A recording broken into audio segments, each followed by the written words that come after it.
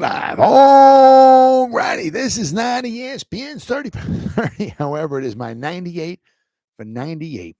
The 98 seasons in the history of the New York Football Giants. I'm going to try to get it done in 98 days. Probably not going to happen, but I am going to get it done before the beginning of the new season, which starts September 10th against those Dallas Cowboys.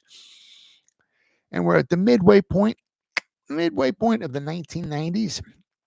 We're at the 1995 season. The 71st season in the history of the Giants, 71st season for the Giants, 76th season in the history of the NFL, because the NFL started in 1920, Giants started in 1925, so the Giants are 5 years younger than the NFL is. But, yeah. Yeah, it starting going downhill for Dan Reeves.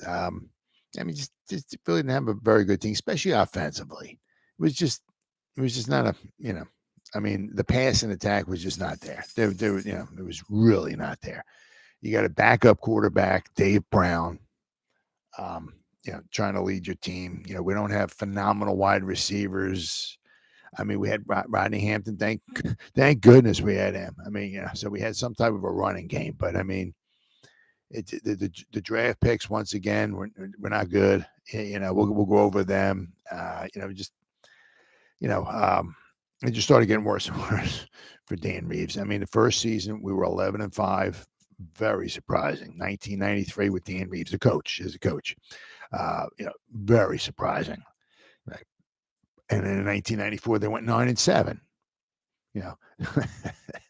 They lost 7 games in a row. So I mean, but. Then they still wind up 9-7, but not a horrible season.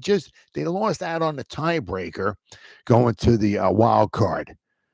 So I mean, it was a good season. They were not the best team, even close in the NFC. So they were, regardless, they were not going to the Super Bowl. But I mean, they almost made it to the wild card. So not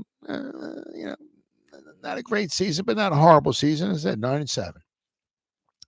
But the next 2 seasons, this season was a losing season. 1996 was a losing season, and Dan Reeves was gone after 1996. So let's start with the 1995 season. Let's start with the let's start with the preseason games for the Giants, and this wasn't even very good either. I mean, it really wasn't much good about this. Oh man, let's see here. 1995 season here. All right. Well, truthfully, I mean the Giants, the 1995 season. Okay, they actually won 3 out of 4 games. So, the first game was on Sunday, August 6th. All right, against the Cleveland Browns in Cleveland Stadium, and the Giants would win 19-13. The second game was against the New Orleans Saints. They played them at Giants Stadium. The New Orleans Saints, wow. And the Giants won 14-13. I mean, they were all these games were really close. 14-13 here. They beat the Saints. And the following week on Saturday, August 19th, they played the Jets. And it would win 32-31. Very exciting game. Very exciting game. And then the final game, they played, actually, this was no, let me see here. Was this? I just want to look at something here real fast here. Nope. Okay. I wasn't sure if this was the first victory in the history of the Carolina Panthers, but it was not. They won 2 other preseason games. So it just goes to show you how well good of a team they had and how well they were coached. But the 4th preseason game for the Giants was in Carolina. They played at Memorial Stadium in Clemson, South Carolina, the Carolina Panthers. So the Giants lost 6-3. Right, so no offense there. But so I mean, so they were 3-1. Okay. But things, the draft was not very good. It was just kind of questionable. I mean, if we can question this here, I just, the 1995 draft. what was it from 19? Let me think here.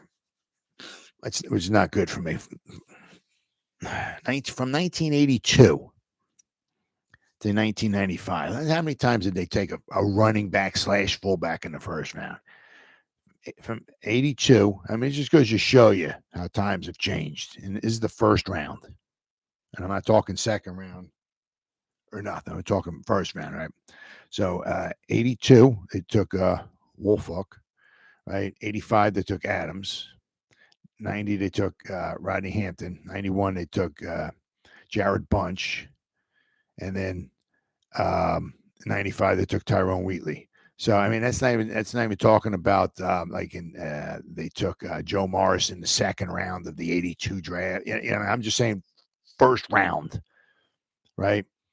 I mean, from 82, so 82, 83, 84, 85, 86, 87, 88, 89, 90, 91, 92, 93, 94. So from 82 to 95, 14 drafts, they took a running back / fullback in the first round 5 times. I mean, just goes to show you how times have changed. But the one thing was, it's let's see. I mean, here they wound up taking Tyrone Wheatley, okay, another running back from Michigan. I mean, I don't know what George Young had with running backs. He took Jared Bunch, a fullback from Michigan, in the first round, 1991 draft. He took he took Butch Woolfolk in the first round from Michigan, 1982 draft. He took Tyrone Wheatley in the first round of the 1995 draft from Michigan. I don't know what George Young had with these Michigan running backs. He should have just known better because I mean, Tyrone Wheatley had a lengthy career, but I think it was only 4 years with the Giants. I mean, he should have known better. But let me see here. I think, if I remember here, Rodney Hampton he was 26. Does it say how old he was? Rodney Hampton. He was 26. I mean, I don't know. I guess maybe they thought, because he had, I mean, including this season here.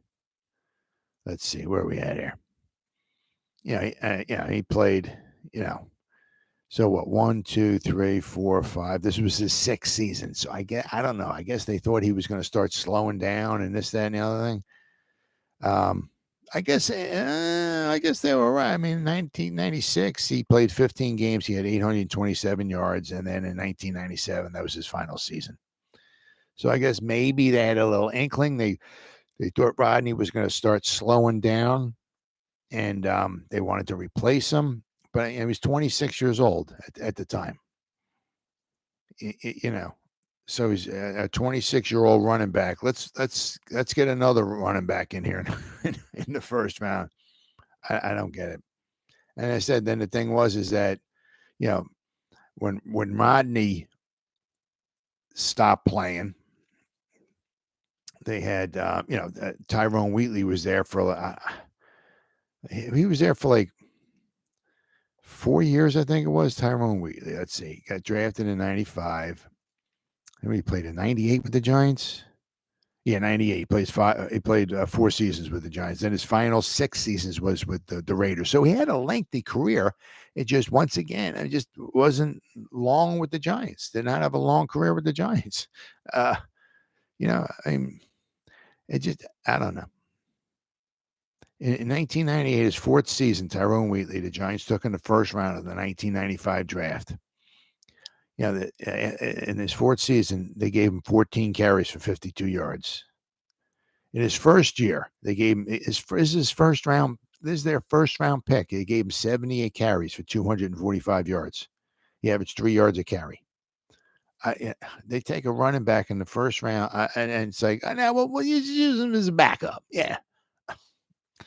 I mean, this draft was not very good. Not very good at all. I mean, I said this 4th season, I mean, you got a number 1 pick, your first round selection. He played in 5 games. He didn't start any in 1998. He had 14 carries for 52 yards. Just, wow. But I mean, after we went to Oakland, his first season in Oakland, he had 936 yards. His second season in Oakland, he had over 1,000 yards. He averaged 4.5 yards a carry. He had 9 rushing touchdowns. I mean, I don't get it. I do not get it. But so the Giants in the first round, they wound up taking Tyrone Wheatley. All right, so I know that the Giants did have some transactions in here, so I don't want to miss any of these babies right here. But the Giants with the 17th overall pick, they took Tyrone Wheatley. All right, so Giants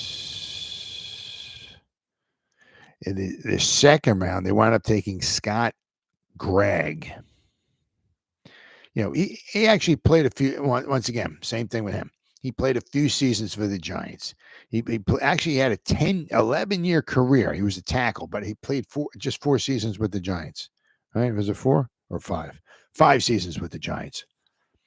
I mean, it's just they're like they draft guys. They play 3, 4, 5 years, and they just don't re-sign them. They don't bring them back. I don't get it. It's like how are you supposed to fill up your roster when your picks you're only lasting 3 or 4 or 5 years? It just doesn't make any sense. But Scott, let's see here, Gregg from Montana. There you go.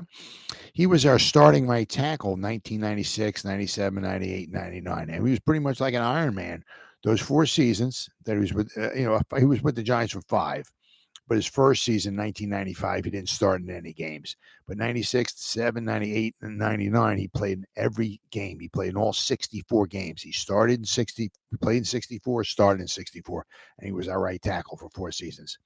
And then I said after that, he played 6 more seasons. He played 5 with San Francisco and 1 with the Jets.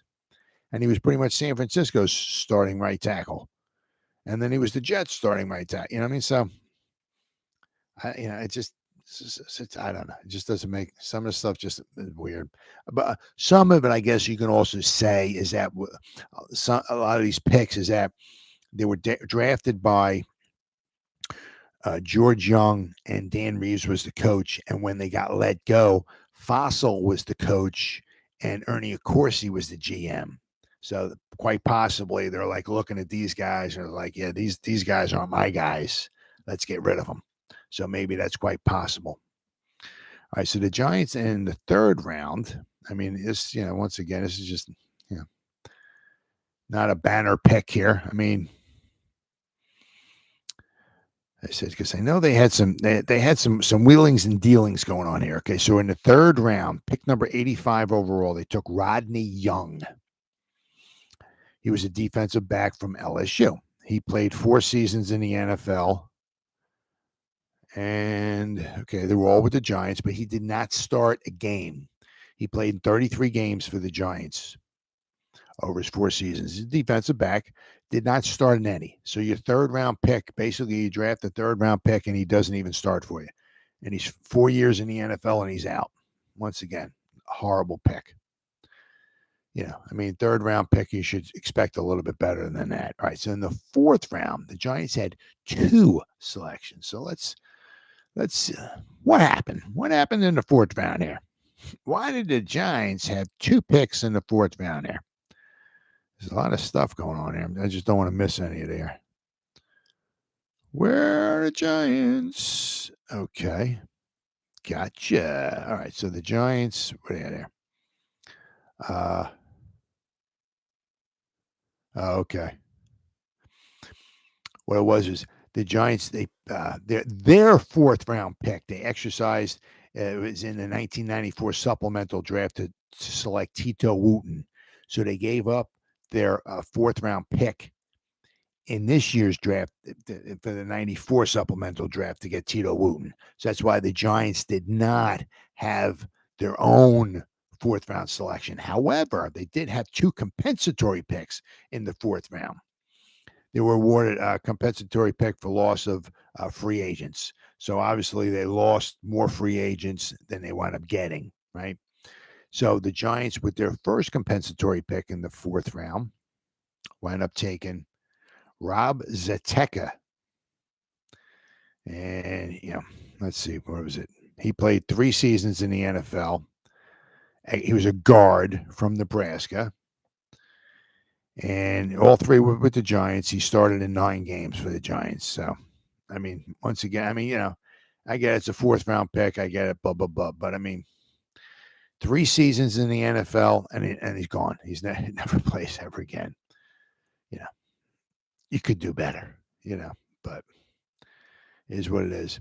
So they're with the Giants' second compensatory pick in the 4th round, right? The Giants wound up taking Ben Talley, who's a linebacker from Tennessee. He played from 1995. He played just 2 seasons, but one year was in 1995 with the Giants. He played in 4 games, didn't start any. Then he came back. I'm not sure if he got injured, exactly what it was, but then he came back in 1998. He was missing in action for 2 seasons. Okay. He came back in 1998, and he played with the Atlanta Falcons. He played 8 games for the Falcons. Looks like he in his career, he recovered. He had, I don't know, looks like it says 2 tackles. He recovered 1 fumble.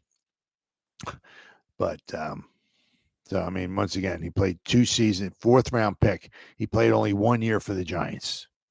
Once again, not a very good pick at all. All right, so that's the 4th round. The 5th round, the Giants had 1 pick. I'm just checking, there's a lot of, not sure. Okay, it was their own pick.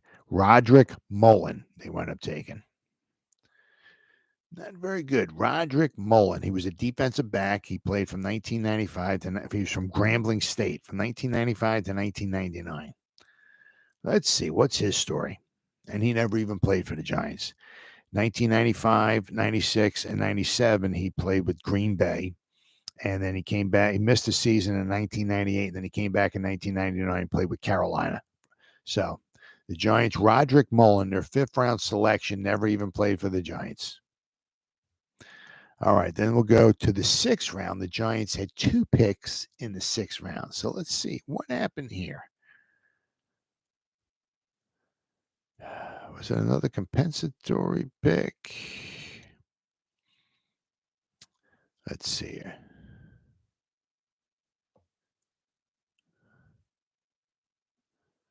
All right, let's see here. Well, the Giants, let's see here.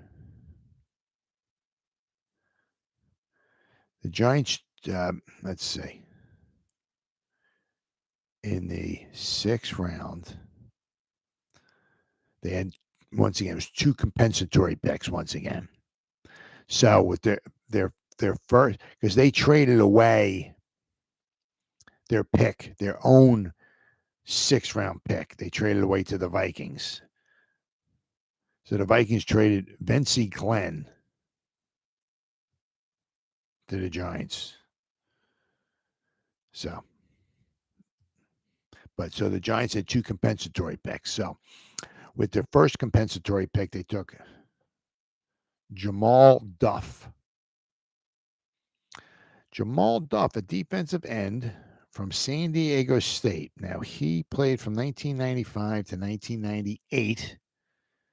And he played 1995 with the Giants, and then he missed the season. He missed 1996, but then he came back and he played 1997 and 98 with the Washington Redskins.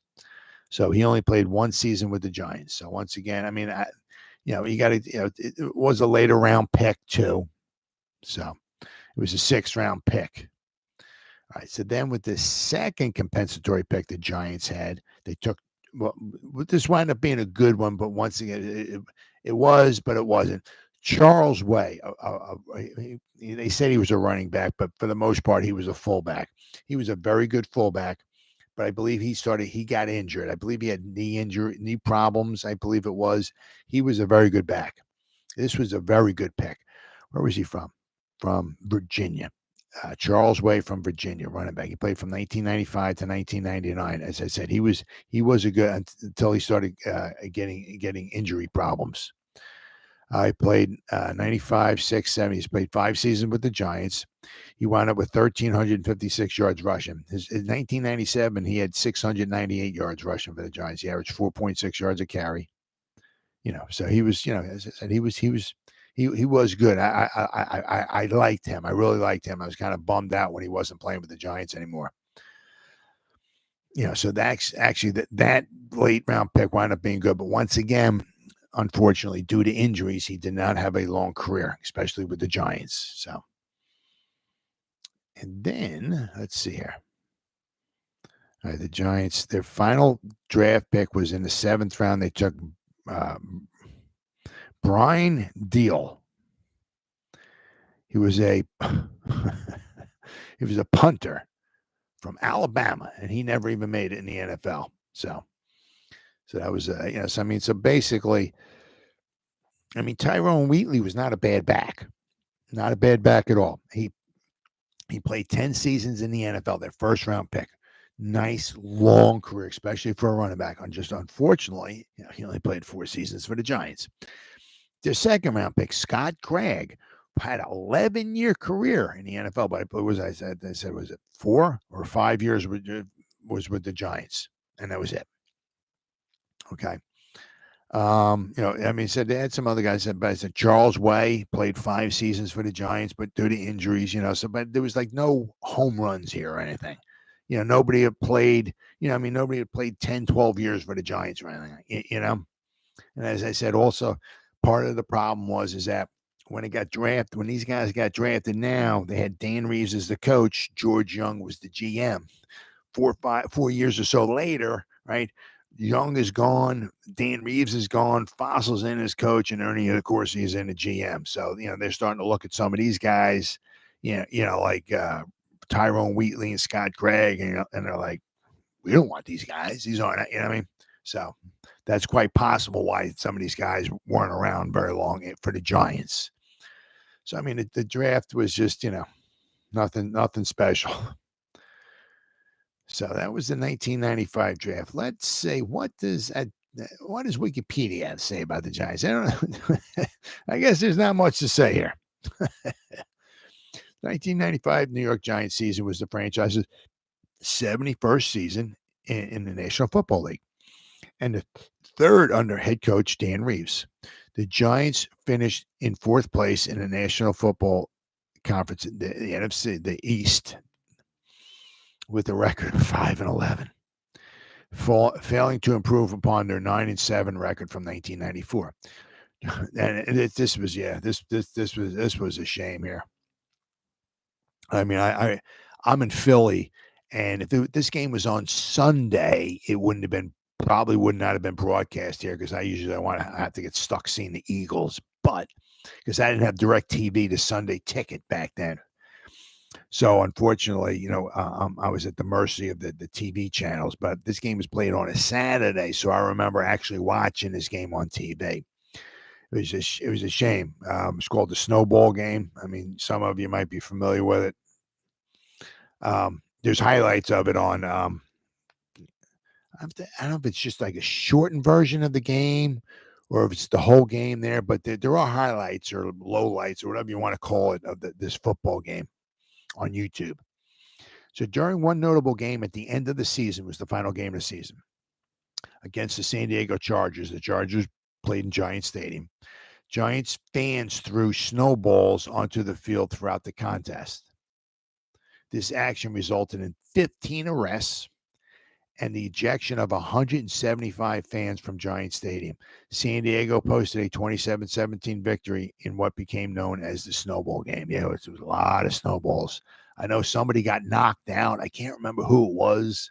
Somebody got hit on the head and they got knocked out. Oh, yeah, it was pretty bad. It was pretty bad. It was just a culmination of the end of the season. Giant fans were just all mad and pissed off, and they were losing this game. It was not pretty. It was not pretty at all. I said, because if you look at the Giants here, what was it? They scored points for. They scored 18 points a game. They were 24th in the league out of 30 teams. 18 points a game. They gave up 21 points a game. which is middle. They were 16th out of 30 as far as giving up 21 points a game. So very just middle of the road, right? Dave Brown was the starting quarterback. He played and started in all 16 games. He was 5-11, completed 55% of his passes through 11 touchdowns. I think Daniel Jones throwing 15 touchdown passes in 16 games was bad. Well, Dave Brown threw 11 touchdown passes in 16 games. But he only threw 10 interceptions, so, it wasn't nothing super duper horrible, but, not good. 11. So basically the Giants for the whole season. Tommy Maddox came in and he threw 23 passes for the season, but oh my God, he was their backup quarterback, Tommy Maddox. He completed 6 out of 23 passes. He completed 26% of his passes. And his 23 passes, he had 3 of them intercepted. His interception rate was 13%.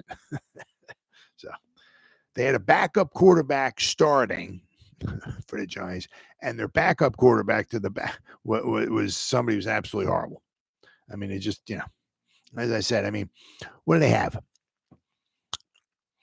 Chris Callaway led the team with 56 receptions. The ball was thrown his way 104 times. So basically, he only caught about half the passes that were thrown his way. Mike Sherrard was second with 44 catches, and then you had Aaron Pierce with 33 receptions. Arthur Marshall at 17 receptions. Howard Cross at 18 receptions. Thomas Lewis, their first-round selection. Thomas Lewis, first-round pick from 1994, had 12 catches for him. They threw the ball 26 times his way. He caught 12 balls for 208 yards. Horrible picks, horrible, Sherrard was a decent wide receiver, and Chris Callaway was a decent wide receiver, but there was nobody there that's going to scare you. They're tight ends, Aaron Pierce, Howard Cross, Brian Kozlowski. Oh my goodness. They had Gary Harrell, wide receiver, Omar Douglas, Thomas Lewis, their first-round pick at 12 catches. My God, unbelievable. Who else is there? I said Arthur Marshall. I said Aaron Pierce, Chris Callaway. It's like, oh my God. No wonder why they were horrible. Just said Rodney Hampton had he had 1,182 yards rushing. Thank you, Rodney. Rodney, he was a beast. Even on a horrible team, he was still plugging away. Giants only had 1,800 yards rushing for the season. They averaged 3.8 yards a carry. That 114 yards a game they ran for. But the defense gave up 4.2 yards a carry. The defense gave up 130, almost 132 points rushing yards a game. I said their passing game was really sad, and their running game was not good enough to pick up the slack. Let me tell you that much. The Giants even had Herschel Walker, good old Herschel Walker. He's a fantastic athlete. They gave him the ball 31 times. He ran the ball 31 times for 126 yards. He averaged 4.1 yards a carry. And he even caught 31 balls too. So, let's see. What did they do here? Defense. They didn't have a lot of sacks. They only had 29 sacks. They gave up 46. So they had 29 sacks. What did Michael Strahan have here? Where is he at? Michael Strahan. He had 7.5 sacks. Okay, so 7.5, 5.5. So he had 13 sacks in his first 3 seasons. So that means his final 11, 12 years he played in the NFL, he had like 125 sacks or so. So he averaged like about 10 sacks a season. His final 12 seasons. But as I said, is that the defense, the 29 sacks and 16 average 1.5 sacks a game, or maybe not quite 2 sacks a game. Just was not good. It was not good at all. The running game was not good enough to make up the slack. Their offense, their wide receivers, their tight ends, it was like no big threats. They have a backup quarterback trying to pass the ball. It was just not pretty. Not pretty at all. And what should have been like really, we start going over the games here, right? What it should have just been like a red flag right at the time was the first Monday night game of the season when the Cowboys played the Giants. It came in the Giants Stadium to play the Giants. And I don't know, it was the first play of the game. I don't remember because I can't stand watching this game. And I don't know. And I don't want to know because I'm not going to watch the game. I don't know. It was the first time the Cowboys touched the ball, the first play of the game period or whatever it was. But they handed the ball to Emmitt Smith. And he turned around, he got the ball, and there was a hole about 300 feet wide. I don't think there was any Giant player on the field, defensive player actually on the field, because when he got the ball, Aikman handed him off the ball. There was almost the whole width of the field. There was a hole.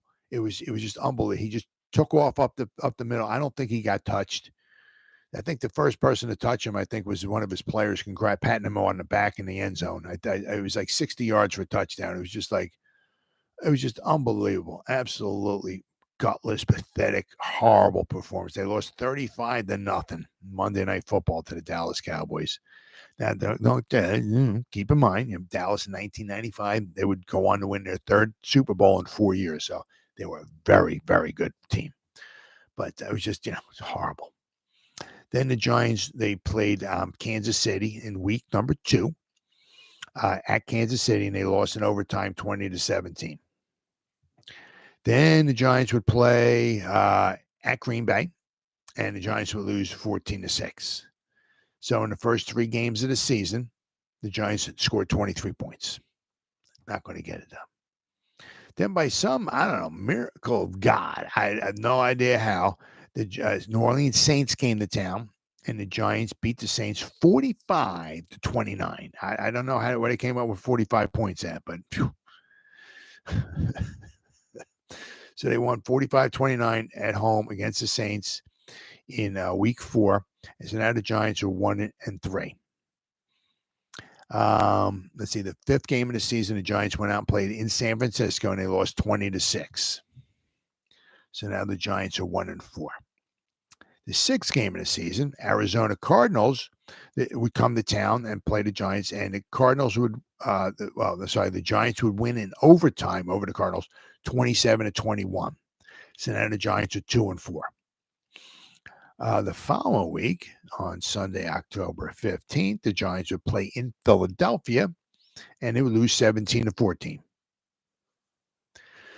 So now the Giants are 2-5. Then the following week, week 8, the Giants had a bye week. So right in the middle of the season. So that's a pretty good bye week. The seasons before that, I remember the Giants having like bye weeks in week 4. It's just a little too early. But here was right in the middle of the season. So that's a very good bye week. Unfortunately, it didn't matter wasn't going to make any difference for the Giants.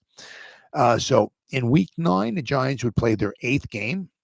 They would play the Washington Redskins in Washington, and they won 24-15. So now the Giants are 3-5. But now this is where the bottom fell out. Okay, the Giants would wind up losing their next 4 games, and their season was over. The Giants played in Seattle, and they lost a tough one, 30-28 in Seattle, but the Giants fell to 3-6. The following week, the Giants would play the Oakland Raiders would come to town, and the Raiders would win 17-13. Now the Giants are 3-7. The following week, the Giants would go play the Eagles again, but this time it would be in Philadelphia, and the Eagles would win 28-19. So now the Giants are 3-8. Then, to pretty much officially knock them out of the playoffs, the following week, the Giants hosted the Chicago Bears, and the Bears would win 27-24. So now the Giants are 3-9, and they're out of the playoffs. Forget about it, right? Let's see. They won their next 2 games. They played the Arizona Cardinals in Arizona, and they won a barn burner 10-6. So now the Giants are 4-9. The following week, the Washington Redskins would come to town, play the Giants at home, and the Giants would wind up winning 20-13. Right, so now the Giants are 5-9, but they would lose their final 2 games of the season.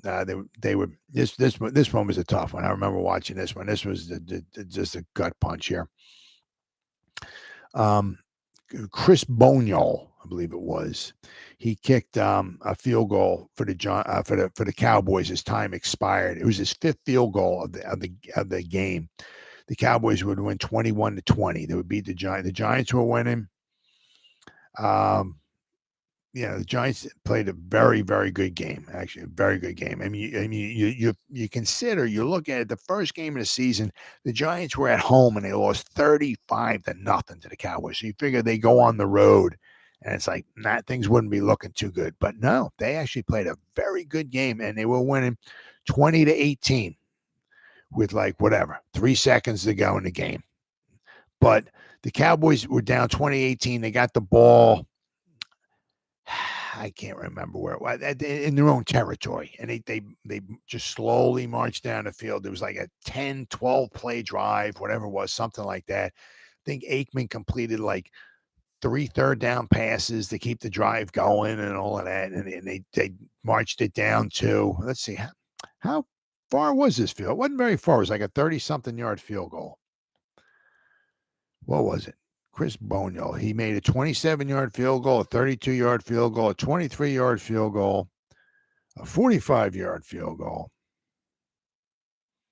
And this final one was the 35-yard field goal. So I guess they got down to about the 18-yard line, right? It was like a 12 play drive, whatever, something like that. And they slowly marched their way down the field, and they just methodically did it. Just kept getting first downs after first downs, chewing up the clock, chewing up the yards. And, of course, they got down to the 18, and as time expired, well, I guess maybe they called timeout or whatever it was, but by the time he got done kicking the field goal, the game was over. And it was a 35-yard field goal, and the Cowboys won 21-20. That was a tough one because, the Giants played very, very well in that game. I was very surprised. I thought they were going to get blown out of the water. The Giants actually had more total yards. They had 347 yards. The Cowboys only had 332. The Giants had 244 yards rushing in that game. Just phenomenal. The penalties killed the Giants. They had 7 penalties for 108 yards. Really, really killed them.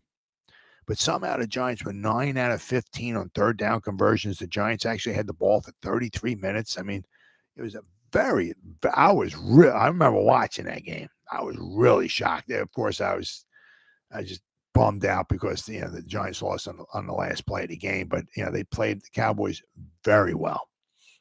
Then the final game of the season was the snowball game, and this is just a cumulation of just the fans being frustrated and all and everything. The snowball started coming out, and obviously it was in the second half. I'm pretty sure the Giants were winning, and then the Giants were winning 17-3 at halftime, and the Giants could not score a point in the second half. They were up 17-3, and they wound up losing 27-17. So every time the Chargers kept scoring and all of that, and they made it 17-10, then it was 17-17, and then Sean Gale picked a pass off and ran it back 99 yards for a touchdown, and that kind of just set off kind of like an avalanche of the fans just started getting all pissed off and everything. And then John Carney kicked a 45-yard field goal and make it 27-17. And it was not pretty at all. Especially with all the snowballs. I said, I can't remember who it was, but somebody actually got knocked out. If you ever see the on YouTube, as I said, I can't remember if it's the full game highlights or just the partial game, but they show, and somebody got knocked out. It was brutal. But that was just accumulation of the fans being all mad and pissed off, and they just let it all out. All right, so let's see. That was pretty much the summary of the Giants' 1995 season. Let's see. So let's go Wikipedia here for the 1995 NFL season. It says the 1995 NFL season was the 76th regular season in history of the National Football League. The league expanded to 30 teams with the addition of the Carolina Panthers and the Jacksonville Jaguars, right? The 2 expansion teams were slotted into the 2 remaining divisions that previously had only 4 teams, while the other 4 divisions had 5 teams. The AFC Central, the Jaguars, and the NFC West took the Panthers. Meanwhile, the 2 teams in Los Angeles relocated to other cities. The Rams transferred to St. Louis, and the Raiders moved back to Oakland. This would be the start of a 20-year absence for the NFL in Los Angeles. During the course of the season, it emerged that the Cleveland Browns would relocate to Baltimore for the 1996 season. The Raiders' move was not announced until after the schedule had been announced, which resulted in a problem in the third week of the season when both the Raiders and the 49ers had games scheduled to air on NBC, which ended up overlapping each other. The Raiders' game was rescheduled for 10 o'clock a.m. in the Pacific time in case they were to relocate, and NBC was given the doubleheader so that both Bay Area teams had their games televised locally. The season ended with a good Super Bowl. It wound up being a good Super Bowl. Ended up with Super Bowl 30, where the Cowboys beat the Steelers 27-17 at Sun Devil Stadium. They became the first team in NFL history to win 3 Super Bowls in 4 years. This season was Miami Dolphins head coach Don Shula's last season as head coach. Now, he'd been coaching since the 60s, so he'd been coaching for a long time. So let's see here. What do we got here? In the AFC, the AFC East, they had 3 teams that make the playoffs. The Buffalo Bills won with a record of 10-6. The Indianapolis Colts were 9-7, and the Miami Dolphins were 9-7. The Colts and the Dolphins were both wild card teams. In the AFC Central, Pittsburgh Steelers won with a record of 11-5. AFC West, the Chiefs won with a record of 13-3, and the San Diego Chargers got the final wild card spot with a record of 9-7. So in the playoffs, Indianapolis, the Colts beat San Diego 35-20, and Buffalo beat the Dolphins 37-22. So in the divisional round, Indianapolis beat Kansas City 10-7, and the Pittsburgh Steelers would beat Buffalo 40-21, setting up a championship game between Pittsburgh and Indianapolis. It was in Three Rivers Stadium, Pittsburgh. Now, I remember this one. Harbaugh was their quarterback for Indianapolis. I remember it was I think it was the last play of the game. They were down 20-16. They got the ball to around like the 40-yard line or so of Pittsburgh, somewhere around there, and it was just a Hail Mary into the end zone. Right, alley-oop, or just throw it in the end zone, and hopefully somebody would come up with it. So Harbaugh dropped back the pass, and the ball, he threw it up in the air. It seemed like it was up there for like an hour, so it came down and it bounced around. I think one of the Colts had a chance to catch it, or really came close to catching it, I think, but it hit the ground, and the ref was there, blew it, said no catch, and the Steelers wound up winning. But it was for only being a 20-16 game, it was rather entertaining. So the Steelers won 2016, sending them into the Super Bowl. So the NFC East, okay, so the NFC, in the National Conference, the NFC Conference, in the NFC East, the Cowboys won with a record of 12-4. The Eagles were 10-6, so the Eagles got one of the wild cards. Then in the NFC Central, the Green Bay Packers won with a record of 11-5. The Detroit Lions were 10-6, so they got another wild card. NFC West, the San Francisco 49ers won with a record of 11-5, and the Atlanta Falcons got the third wild card spot with a record of 9-7. So in the playoffs, and as I said, the Giants wound up, they were in 4th place. The Redskins were 6-10, the Giants were 5-11, and the Cardinals were 4-12. So the Giants wound up in 4th place. But in the playoffs, a wild card round, Green Bay beat Atlanta 37-20, and this was what a massacre this was. The Eagles won 58-37 over Detroit. Was it 95 points got scored? Phew. My God, there was no defense. That was absolute, because the Eagles won. It was absolutely horrible. But I mean, just to watch so many points being scored, there was no defense. It was really, really sad. So in the divisional round, right, Green Bay went into San Francisco and won 27-17. And then the Eagles played the Cowboys at Texas Stadium, and the Cowboys won 30-11, setting up the championship game between the Dallas Cowboys and the Green Bay Packers. And Dallas would win 38-27, sending them to the Super Bowl against the Pittsburgh Steelers. Now, I mean, it was a relatively good game. I mean, Steelers outgained them. The Steelers had 25 first downs to the Cowboys 15. Cowboys only had 254 net yards. Steelers had 310. But the problem was Neil O'Donnell threw 3 interceptions, and that's what did him in. I mean, Bam Morris scored a touchdown. The Cowboys would win 27-17, but Bam Morris would score a touchdown for Pittsburgh with 6.5 minutes to go, making the score 20-17. So, I mean, it was anybody's game within a field goal. But let's see, where is it at? Oh, that's the aftermath. Where we at there? Okay, here we go. All right. Now so the Cowboys got the ball back and said then with the aid of linebacker Levon Kirkland's 8-yard sack of Aikman, the Cowboys were forced to punt on their next drive, and Pittsburgh regained possession of the ball at their own 32-yard line with 4 minutes and 15 seconds to go. They just need at least a field goal to send it into overtime, right? Given the Steelers the opportunity to start a game-winning drive. However, on the second down, Brown intercepted another O'Donnell pass and returned it 33 yards to the Steelers' 6-yard line. The play was a mirror image of O'Donnell's first interception to Brown, a throw in the right flat thrown under a heavy Cowboys blitz into the arms of Brown with no Steelers receiver in sight. It was just like he just like threw the ball and Brown was just standing there. I mean, the 2 times. And Brown wound up being the MVP of the game because he was just standing there and O'Donnell basically threw it past him 2 times. So that made him an MVP of the game. But I mean, it was just O'Donnell threw 3 interceptions and they were just killers, absolute killers, without a doubt. I mean, the Steelers certainly could have won this game. Let's see here. After the game, O'Donnell said that he was throwing in the spot he expected receiver Corey Holiday to be on the second interception, stating that he expected Holiday to make an out cut instead of an in cut. So I guess he made an in cut, and O'Donnell threw it toward the out where Brown was standing at, I guess. Right?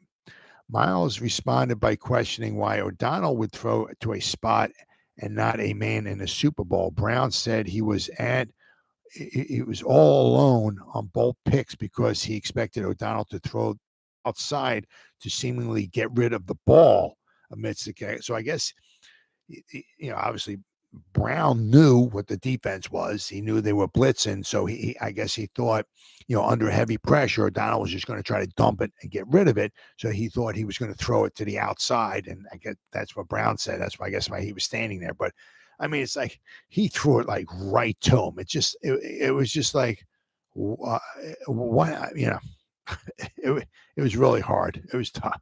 But I mean, it was a shame because the interceptions really turn the outcome of the game.